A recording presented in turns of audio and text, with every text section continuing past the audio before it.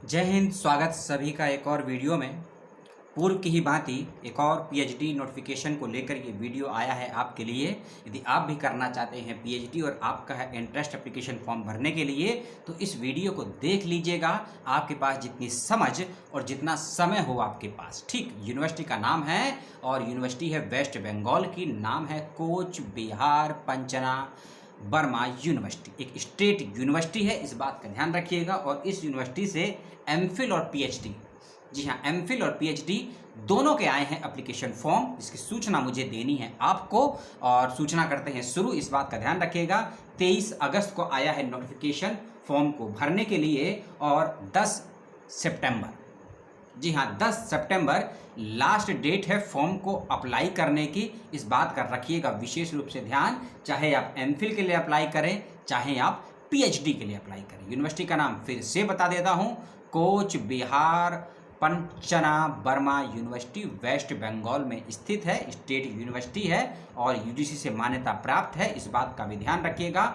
जो भी ऐसे कैंडिडेट हैं जो जॉब सेक्टर में हैं, ठीक है, ऐसे कैंडिडेट जो भी जॉब सेक्टर में हैं, चाहे उनका जॉब गवर्नमेंट हो चाहे सेमी गवर्नमेंट हो, पब्लिक सेक्टर का हो प्राइवेट का हो, तो ऐसे कैंडिडेट यदि अप्लाई करना चाहते हैं, चाहे मेल है या फीमेल है या ट्रांसजेंडर है, तो ऐसे सभी कैंडिडेट को अप्लाई करते वक्त में, इंटरव्यू के वक्त में आपको अपना एक एनओसी देना होगा, सबमिट करना होगा, नो ऑब्जेक्शन सर्टिफिकेट। यदि आप नो ऑब्जेक्शन सर्टिफिकेट नहीं देते हैं और यदि आप एम्प्लॉय भी हैं और काम भी करते हैं, पढ़ाई भी करना चाहते हैं, तब आप एलिजिबल नहीं माने जाएंगे। इसीलिए जॉब वाले कैंडिडेट को नो ऑब्जेक्शन सर्टिफिकेट देना जरूरी है अप्लाई करते वक्त में। इस बात का रखिएगा विशेष रूप से ध्यान।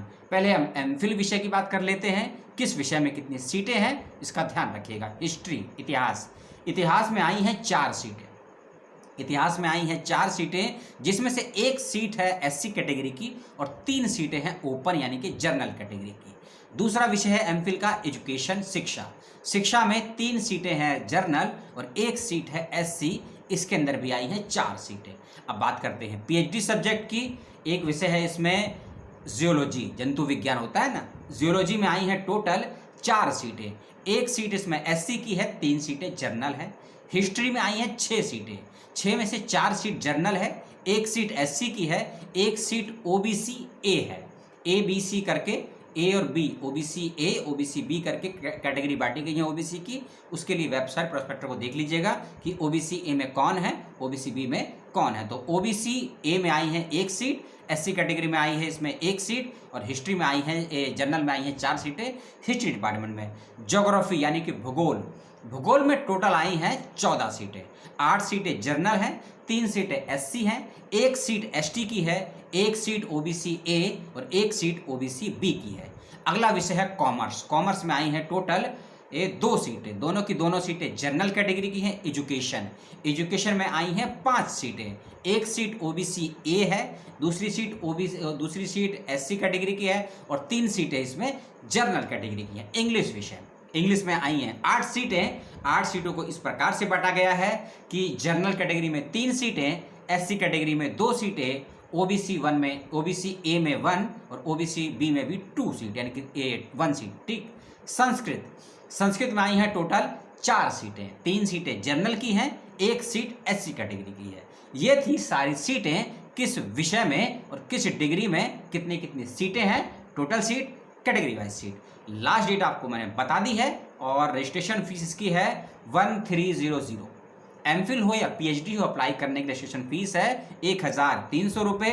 और जो भी एससी एसटी कैंडिडेट हैं या पीएच कैंडिडेट, उनको किसी प्रकार की छूट नहीं है।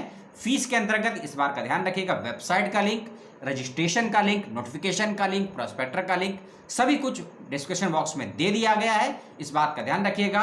और फिर से वही कहूँगा, फॉर्म भरने से पहले प्रोस्पेक्टर वेबसाइट को ध्यान से विजिट कर लीजिएगा कि एलिजिबिलिटी क्राइटेरिया क्या है, एरिया ऑफ रिसर्च क्या है, एज लिमिट क्या है, स्कॉलरशिप मिलती है या नहीं मिलती है और क्या सुविधाएं हैं यूनिवर्सिटी में। ये सब चीज़ें देखने, जानने, समझने के बाद ही अप्लाई कीजिएगा, ना कि इस यूनिवर्सिटी में, किसी भी यूनिवर्सिटी में अप्लाई करते हैं, चाहे सेंट्रल हो, प्राइवेट हो, स्टेट हो, डीम्ड हो। इस बात का विशेष रूप से ध्यान रखिएगा, नहीं तो ऐसा ना हो अप्लाई करने के बाद एडमिशन लेने के बाद फीस सबमिट करने के बाद 2, 3, 4, 6 महीने के बाद पता लगे कि यूनिवर्सिटी में तो उन सुविधाओं का अभाव है जिसके लिए हम पीएचडी करते हैं। तो इसीलिए कौन कौन सी सुविधाएं हैं, कैसी फैकल्टी हैं, ये सभी चीज़ें वेबसाइट प्रोस्पेक्टर जानने वालों से देखने समझने पढ़ने के बाद ही अप्लाई कीजिएगा। इस बात का ध्यान रखिएगा।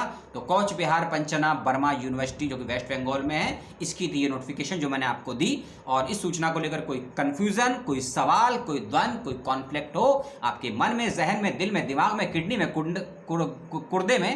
गुर्दे में, ठीक है, तो कर दीजिएगा सवाल, मिल जाएगा जवाब। नेक्स्ट वीडियो का वेट कीजिए। भारत की एक और सेंट्रल यूनिवर्सिटी के आए हैं एप्लीकेशन फॉर्म जिसकी करेंगे बातचीत। और तब तक के लिए जय हिंद, जय भारत, टेक केयर, सलाम।